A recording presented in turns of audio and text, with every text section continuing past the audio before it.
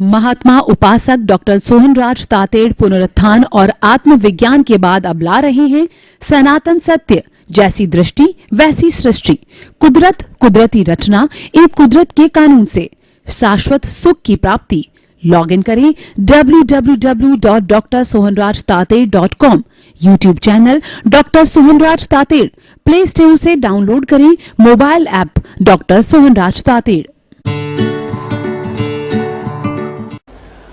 ओम शांति प्रभो, जय शांति प्रभो, पार्श्वनाथ महावीर प्रभो। ओम शांति प्रभो, जय शांति प्रभो, पार्श्वनाथ महावीर प्रभो। ओम शांति प्रभो, जय शांति प्रभो, पार्श्वनाथ महावीर प्रभो।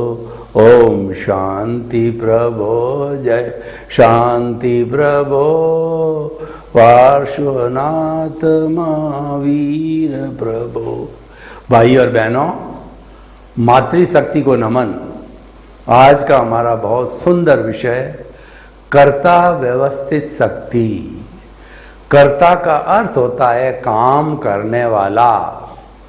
जो व्यक्ति जिस चीज का काम करता है वह कर्ता कहलाता है। जो खेत के अंदर फूड ग्रेन्स उगाता है वह फूड ग्रेन का कर्ता हो गया। सब्जी उगाने वाला सब्जी उगाने का कर्ता हो गया। और जो घर में गृहिणी काम करती है वो भोजन बनाने वाली कर्त्री हो गई।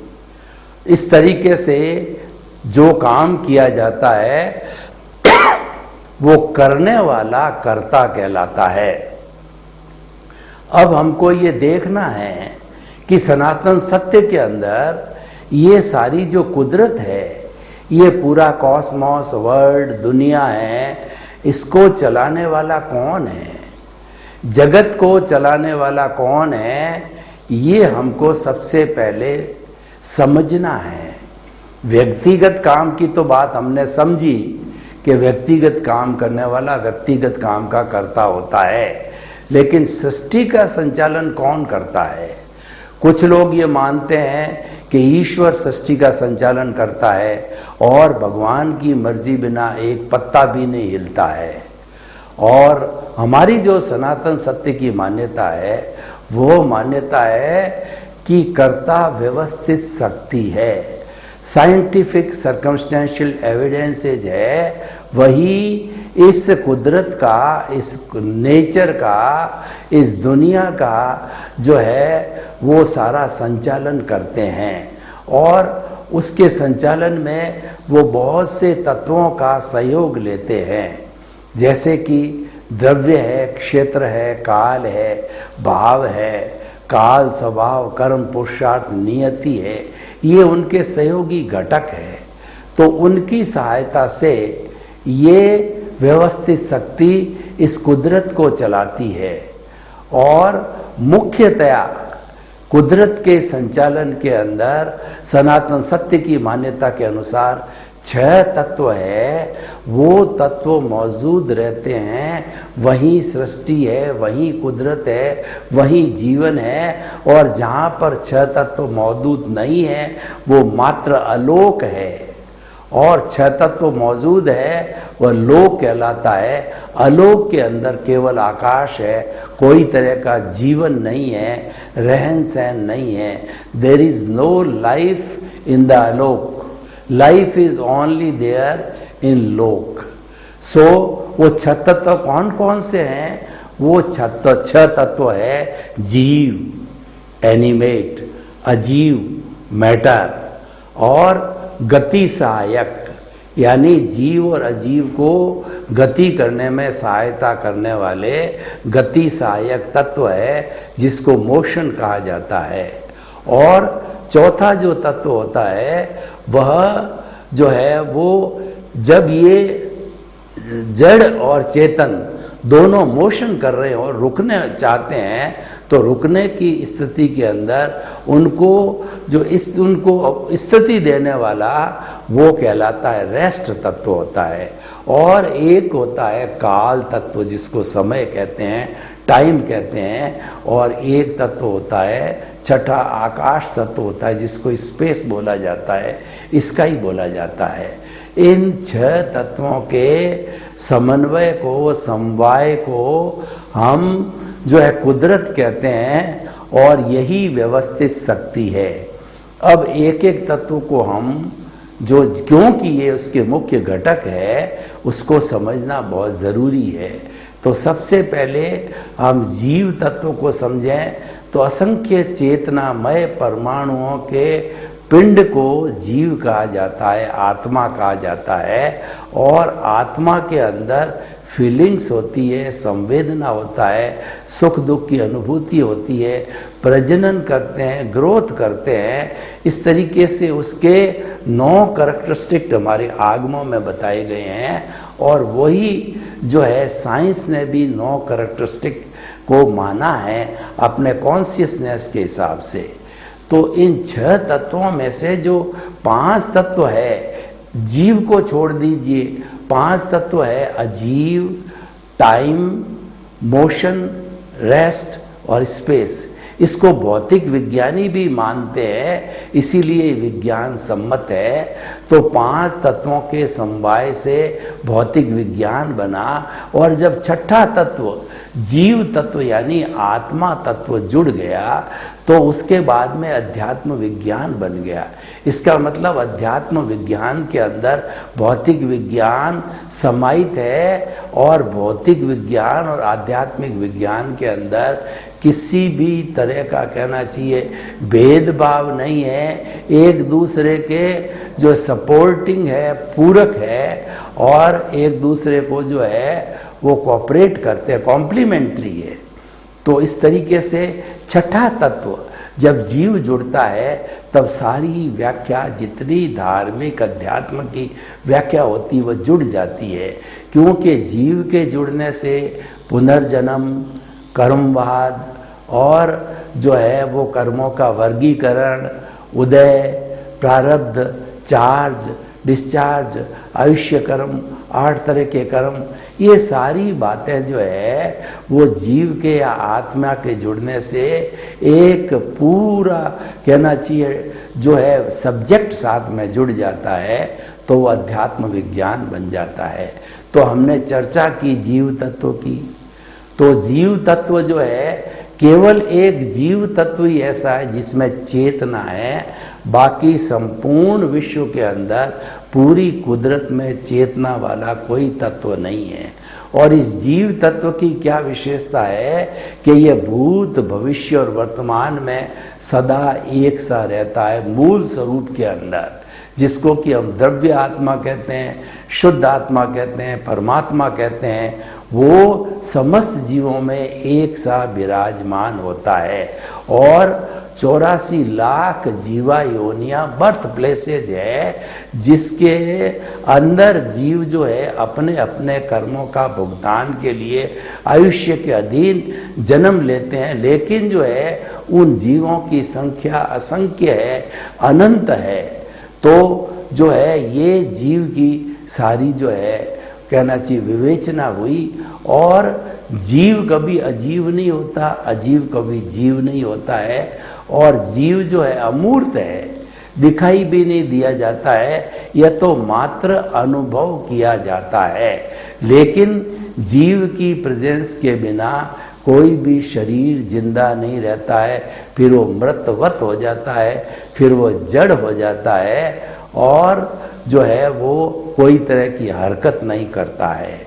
ये संक्षेप के अंदर जीव तत्व का विवेचना है। अब हम अजीव पर आते हैं। तो ये सारा ब्रह्मांड अजीव से बना हुआ है। अजीव वह होता है जिसमें चेतना नहीं होती, संवेदना नहीं होती, फीलिंग नहीं होती, सुख दुख की अनुभूति नहीं होती। और वो साधन है, वह वर्ण गंध रस स्पर्श वाला है, वो गलन मिलन धर्मा है। और वह टूटता है, जुड़ता है, उसमें फ्यूजन होता है, कॉम्बिनेशन होता है, पूर्ण होता है और विलय होता है और नए नए तत्व बनते रहते हैं। अभी तक हमारे वैज्ञानिकों ने 116 तत्वों की, फिजिकल तत्वों की जो है खोज कर ली है, वो इसी सिद्धांत से बनते रहते हैं। आज कोई भी मैटर अगर मिट्टी है तो कल वो सोना बन जाती है, फिर चांदी बन जाती है, और वही बदल करके हीरा, माणक, पन्ना, मोती बदलते रहते हैं, बनते रहते हैं और बदलते रहते हैं। ये सारा जीव का जो है विवेचन है। और तीसरा जो तत्व है कि जीव या अजीव कोई भी मोशन करने लगता है, तो जीव या मतलब देहधारी, क्योंकि जो मूल आत्मा है वो तो मुक्ति की अवस्था में मोक्ष में रहती है, लेकिन कर्मों के कारण वो बद्ध हो जाती है।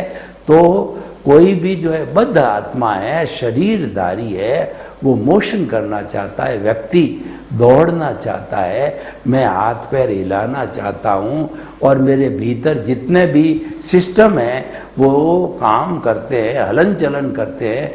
इन सब के हलन चलन करने के लिए जो है कुदरत ने एक मोशन तत्व, गति सहायक तत्व प्रदान किया है।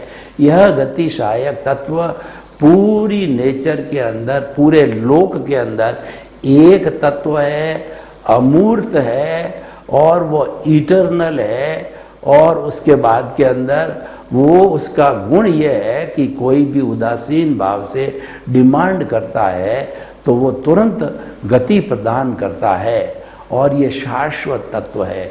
और पूरे ब्रह्मांड के अंदर सुई की नोक जितनी भी खाली जगह नहीं है जहाँ पर कि ये गति सहायक तत्व न हो। और जो आगे आएगा स्थिति सहायक, उसका भी यही विवेचन है। दोनों के गुण अलग अलग है कि गति सहायक गति देता है, स्थिति सहायक गतिशील जीव को या जड़ को जो है वो जो उसको रोकता है उसको स्थायित्व देता है। तो भाई और बहनों, ऐसी व्यवस्था जो है हमारी कुदरत की है। तो ये गति सहायक तत्व कैसे काम करता है? मान लीजिए कि ट्रेन खड़ी है और ट्रेन चलना चाहती है, तो ड्राइवर ने जो ही हैंडल दबाया, इसका मतलब उदासीन भाव से गति तत्व की डिमांड की गई, तो पूरे ब्रह्मांड के अंदर गति सहायक तत्व हाजिर रहता है। कहीं भी ऐसी जगह नहीं है जहाँ की लोक के अंदर गति सहायक तत्व ना हो। तो वह गाड़ी चलने लग जाती है, हाथ हिलने लग जाता है, मेरे भीतर के जितने भी सिस्टम है काम करने लग जाता है, व्यक्ति दौड़ने लग जाता है, कोई भी हरकत करने लग जाता है, वो हरकत में आ जाता है, वो मोशन तत्व के तहत होता है। अब कोई भी जड़ या चेतन तत्व दौड़ रहा है, भाग रहा है, मोशन में वो रुकना चाहता है। एक पथिक है जो कि गर्मी के दिनों में पैदल यात्रा कर रहा है और वो थक गया, वो सोचता है कि सामने पेड़ आ रहा है, पेड़ के नीचे थोड़ी देर विश्राम कर लूँ। तो जो ही उसने डिमांड किया उदासीन भाव से, त्यों ही गति सहायक की तरह स्थिति सहायक तत्व पूरे लोक के अंदर मौजूद है। वह उसको जो है स्थिति देता है, रेस्ट देता है, और वह व्यक्ति रेस्ट करने लग जाता है। और दूसरा एक तत्व, अगला तत्व है, वो है समय। समय की जो सबसे छोटी इकाई समय होता है, पलक झपकते हैं जब बहुत से समय निकल जाते हैं, और जब थोड़ा आगे बढ़ते हैं सेकंड होता है, मिनट होता है, घंटे होते हैं, दिन होता है, और रात होती है, और उसके बाद सप्ताह होता है, पक्ष होता है, वर्ष होता है, शताब्दी होती है, और कई शताब्दियों को जोड़ें तो अवसर्पिणी काल होता है, उत्सर्पिणी काल होता है, और दोनों काल मिलकर के जो है एक काल चक्र बनता है 20 करोड़ सागर का। ये उसकी समय की जो हाईएस्ट यूनिट है, और छोटी से छोटी यूनिट है वो समय है। ये हमको वर्तना देता है। अभी 5 बजे हैं, मेरी ट्रेन 7 बजे की है, मुझे 10 बजे ऑफिस जाना है, हमारी क्लास जो है वो 10 बजे स्टार्ट हो जाएगी, और हम ये सेमिनार दिन के 11 बजे करेंगे। इस तरीके से मैं 57 वर्ष का हो गया।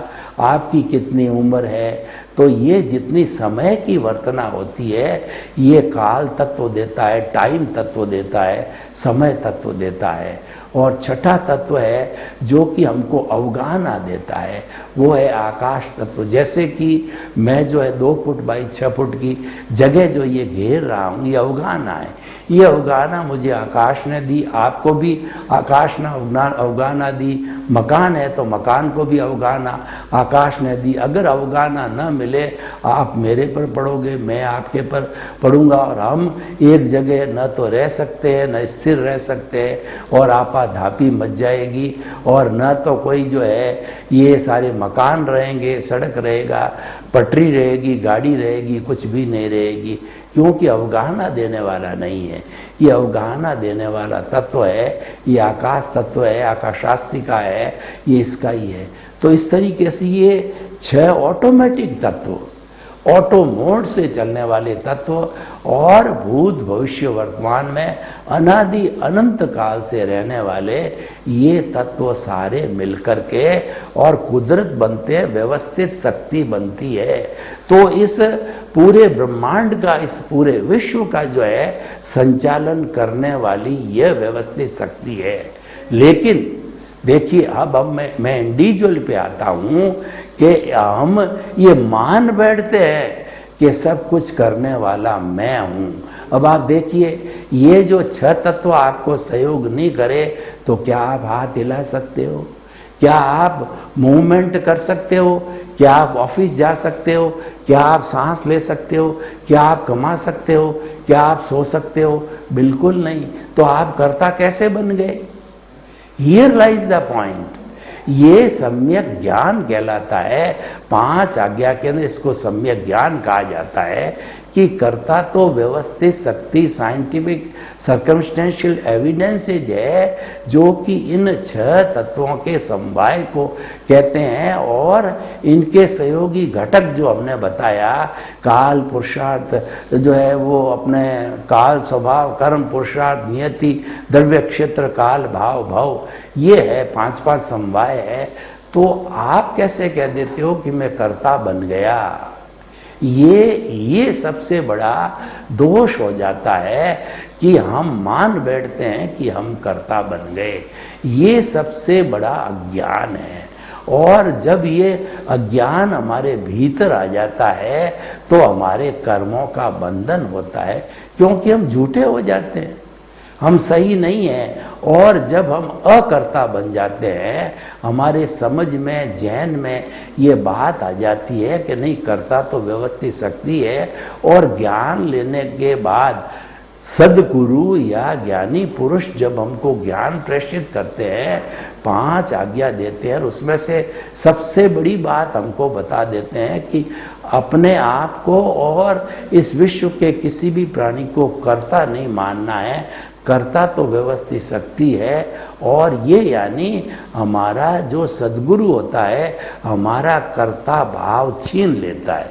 कर्ता भाव कैसे छीनता है कि हमारा जो अनंतानुबंधी कषाय है, जो कि कर्मों का बंधन करने वाला जो दर्शन मोहनीय है, उसको भस्मीभूत करने की कला आती है। वो भस्मीभूत कर सकता है अपनी अर्हता के द्वारा, अपनी योग्यता के द्वारा। और क्योंकि वो ज्ञान देता है, जो ज्ञान देने वाला गुरु होता है, उसकी कुछ योग्यता होती है। सबसे बड़ी योग्यता है कि वह अनंतानुबंधी कषाय पे अटैक करता है और वो भस्मीभूत करके और हमारे को कर्ता पद छीन लेता है। ये सबसे बड़ी बात होती है। और ये बात जिसने प्राप्त कर ली, समझ लो कि उसने मुक्ति का द्वार खोल दिया, उसने सम्यक दर्शन, सम्यक ज्ञान का द्वार खोल दिया। और उसके बाद स्नेह स्नेह हमारी प्रोग्रेस होती रहती है कि, और उसके बाद जो ही आप कर्ता पद छोड़ देते हो, अगला पद आपका आत्म पद हाजिर रहता है। कर्ता पद गया और आत्मपद हाजिर हो गया। कर्म शरीर जब संपूर्ण समाप्त हो गया तो आपका मोक्ष हाजिर है। और मोक्ष किस लिए, इसलिए नहीं हो रहा है कि कर्म शरीर मौजूद है। यानी ये एक दूसरे से जुड़े हुए हैं, एक का हम निजात पाते हैं। तो यानी पुरुषार्थ के बाद में परिणाम हाजिर रहता है। आज का पुरुषार्थ आने वाले कल का परिणाम है। और कल जो हम पुरुषार्थ करेंगे वो आने वाले कल का परिणाम होगा। तो इसी से पुरुषार्थ है वो परिणाम के अंदर बदलता है। तो अकर्ता भाव जो है हमारा पुरुषार्थ या ज्ञानी पुरुष का पुरुषार्थ है, उससे हमको जो परिणति मिलती है कि हमको जो है वो बहिरात्मा से अंतरात्मा पद पर बिठा देते हैं कि मैंने तुम्हें अंतरात्मा पद पर बिठा दिया, अब तुम जो है रियल पुरुषार्थ करके, दृष्टि विज्ञान करके, भेद विज्ञान करके, ज्ञाता दृष्टा बने रह करके और तुम जो है वह परमात्मा बन जाओ। परमात्मा बनने का हमको रास्ता बता देता है, उस सीट पर हमको बिठा देता है। और सीट पे देखिए, कोई भी व्यक्ति किसी भी संस्था का मान लीजिए कि छोटा पद लेता है और फिर अनुभव करता है, नेक्स्ट टाइम उससे बड़ा पद आता है, फिर उससे बड़ा पद आता है और बनते बनते वह उस संस्था का जब उसको पूरा अनुभव हो जाता है तो वह उसका अध्यक्ष भी बन जाता है। तो जब हमको कर्ता पद से हटा करके आत्म पद पर बिठा दिया तो हमारा अनुभव धीरे धीरे ज्यों-ज्यों बढ़ता जाएगा, उसके लिए वो हमको रास्ता भी बताते हैं, प्रीति, जागृति और अनुभव। तो अनुभव बढ़ते बढ़ते जब 360 डिग्री के जो है एंगल के ऊपर जाएगा, तब हमको केवल दर्शन प्राप्त हो जाएगा। और केवल दर्शन जो है हमारा पुरुषार्थ है, हमारी साधना है। जब वो प्राप्त हो गया तो नेक्स्ट बर्थ के अंदर परिणाम रूप में केवल ज्ञान मिलता है और उसी जन्म में मुक्ति हो जाती है, शाश्वत सुख को प्राप्त हो जाते हैं, जो कि हमें प्राप्त करना है। हमारे सनातन सत्य का जो है मुख्य उद्देश्य है कि शाश्वत सुख की नींव लगाना, ऐसी नींव लगे कि धीरे धीरे गहरी वो शाश्वत सुख को प्राप्त हो जावे। तो भाई और बहनों, बहुत आपको अच्छी तरह से समझ में आया होगा कि आपको जिंदगी भर बस एक ही काम करना है और आपको काम करवा दिया जाता है। कर्ता पद जब आपसे छीन लिया तो आप कर्ता पद फिर मन में क्यों लाते हो? कभी आपके जो है पूर्व जन्म के कर्मों का फोर्स ज़्यादा है जो आप साथ में लेके आए हो, और वह जो है वह उस राग द्वेष के कारण आपको खींच लेता है। तो उसकी भी विधि है, यानी ज्ञान जो दिया जाता है वो फुल प्रूफ किया जाता है।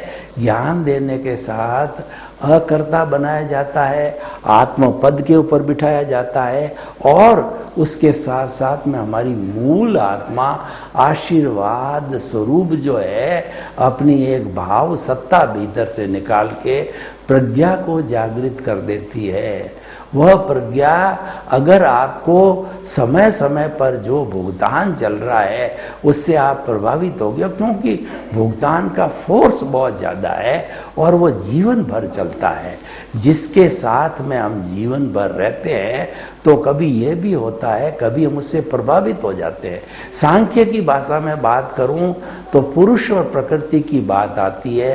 पुरुष तो एक संपूर्ण निराकारी शुद्ध तत्व है, आत्म तत्व है, और सारी दुनिया जो है माया तत्व है। माया अलग है और पुरुष अलग है, उसको माया को प्रकृति कहते हैं। लेकिन क्योंकि वो हमेशा साथ में रहते हैं तो उस माया रूपी प्रकृति की कभी छाया जब पुरुष पे पड़ जाती है तो वह उससे प्रभावित हो जाता है, उसको लुभा लेती है, तो वह अशुद्ध हो जाता है, बॉन्डेड हो जाता है। ठीक उसी तरह से जो आपका ये भुगतान चल रहा है, आपका जन्म से मृत्यु के बीच के अंदर जो रिलेटिव पुरुषार्थ के रूप में आप कहते हो मैं पुरुषार्थ करता हूँ, पुरुषार्थ बिना तो कुछ होता नहीं है। मैंने हाथ हिलाया, ये भी पुरुषार्थ है। मैं बोल रहा हूँ, ये भी पुरुषार्थ है। मैं बैठा हूँ, ये भी पुरुषार्थ है। कैमरे वाले ने कैमरा लगाया, ये भी पुरुषार्थ है। तो सारा पुरुषार्थ है। उसको रियल और रिलेटिव दो भागों में बांटा गया है। रिलेटिव पुरुषार्थ का अर्थ होता है भुगतान, हमारा व्यवहार जगत जो कि हम पीछे से लेके आते हैं, और वो हमारी लायबिलिटी है, वो हमारी ध्वनि पिछले जन्म में की थी उसकी प्रतिध्वनि है। पिछले जन्म में जो कॉज डाला था इस जन्म के अंदर उसका इफेक्ट आता है। पिछले जन्म के अंदर जो हमने चार्ज किया था वह डिस्चार्ज होता है, क्योंकि ये लॉ ऑफ द नेचर है। लॉ ऑफ द नेचर क्या है कि चार्ज के बाद डिस्चार्ज होता ही है। आपकी मोबाइल की बैटरी आपने चार्ज कर दी, अब आप उसको यूज़ लोगे तो भी डिस्चार्ज होगी, नहीं यूज़ लोगे आप रख दोगे तो 1.5-2 साल के बाद में जितनी उसकी लाइफ होती है वो डिस्चार्ज हो जाती है। चार्ज की हुई बैटरी हर हालत में डिस्चार्ज होती है। This is the law of the nature, ये कुदरत का कानून है। तो जब इस तरीके से ये सारा डिस्चार्ज होता रहे तो डिस्चार्ज का प्रभाव बहुत भयंकर होता है, क्योंकि ये जन्म जन्मांतर का प्रभाव होता है। तो ये अपने हिसाब से ऑटो मोड से चलता है, लेकिन जिस तरीके से पुरुष जो प्रकृति से प्रभावित हो गया था, तो हम हालांकि ज्ञान लिए हुए आत्म पद पर बैठे हैं, लेकिन ज्ञाता दृष्टा है, वो देख रहे हैं कि ये मन वचन काया रूपी जो ये पुतला है वो क्या कर रहा है, सब हम देख रहे हैं और हम समझ भी रहे हैं कि मन वचन काया तथा उससे जुड़ी हुई हर अवस्था मात्र कुदरती रचना है जो कि व्यवस्थित है, यानी वो ऑटो मोड से चल रही है। हमारी कोई स्वतंत्रता नहीं है, वो कुदरत के अधीन है, कुदरत के ताबे है। कुदरत ही उसकी क्रिएटर, ऑपरेटर और डिस्ट्रॉयर है, तो वो करती रहेगी, लेकिन प्रभावित हो जाते हैं। करता तो हमको बना दिया, लेकिन उसके प्रभाव से हम कर्ता बन जाते हैं, क्योंकि जन्म जन्मांतर का हमारा अभ्यास है। कई बार बह जाते हैं उस अभ्यास में, तो प्रज्ञा हमको जो है तुरंत खींच लेती है। तुम गलती करते हो, प्रतिक्रमण करो, वो आलोचना, सामायिक आलोचना प्रतिक्रमण प्रत्याख्यान कराती है और हमारा ध्यान वहाँ से हटा करके और हमको दृष्टि विज्ञान, रियल पुरुषार्थ और जो हमारी सीट का मुख्य दायित्व है उसके ऊपर ले आती है। सीट जो है वो स्वद्रव्य है और पर द्रव्य को मात्र देखना है, उसके साथ तन्मयाकार नहीं होना है। तो ये बात हमको जो है ज्ञान के साथ मिलती है, लेकिन कभी हम हो जाते हैं टू एयर इज ह्यूमन। मनुष्य जो है गलती का पुतला है, अभी उसका पूरा राग द्वेष समाप्त नहीं हुआ है, उसका कर्म शरीर पूरा विलय नहीं हुआ है, कॉजल बॉडी अभी उसका फोर्स कभी ज़्यादा आता है कभी कम आता है। प्रभावित होना स्वाभाविक है, तो इसीलिए प्रभावित होने स्वाभाविक में, लेकिन उसके ऊपर चेक है, उसके ऊपर कंट्रोल है, उसके ऊपर मर्यादा करने वाला है, उसके ऊपर कोई है, वह है प्रज्ञा। वो हमारे कान खींच लेती है, कान खींच करके हमको सही रास्ते पर ले आती है। तो भाई और बहनों, आज का जो हमारा विषय है कि कर्ता व्यवस्थित शक्ति है, इसको जो है आप एकदम हृदयंगम करो, आत्मसात करो। आपके जो खून के एक एक कतरे में, एक एक कोशिका के अंदर आप ये आत्मविश्वास जगा लो। आप इस विश्वास को गहरा कर लो कि कर्ता व्यवस्थित शक्ति है, मैं न तो करता हूँ न हो सकता हूँ, न इस विश्व का कोई भी व्यक्ति कर्ता हो सकता है। No ownership no doership. जब आपने इस शरीर की ऑनरशिप ही सौंप दी अपने गुरु को, तो फिर ऑनर रहे नहीं, ऑनर रहे नहीं तो ये जो भी गतिविधि आपका शरीर करता, आपकी कोई रिस्पॉन्सिबिलिटी नहीं है, क्योंकि रिस्पॉन्सिबिलिटी तो ऑनर की होती है, वो ऑनरशिप सौंपती होती है।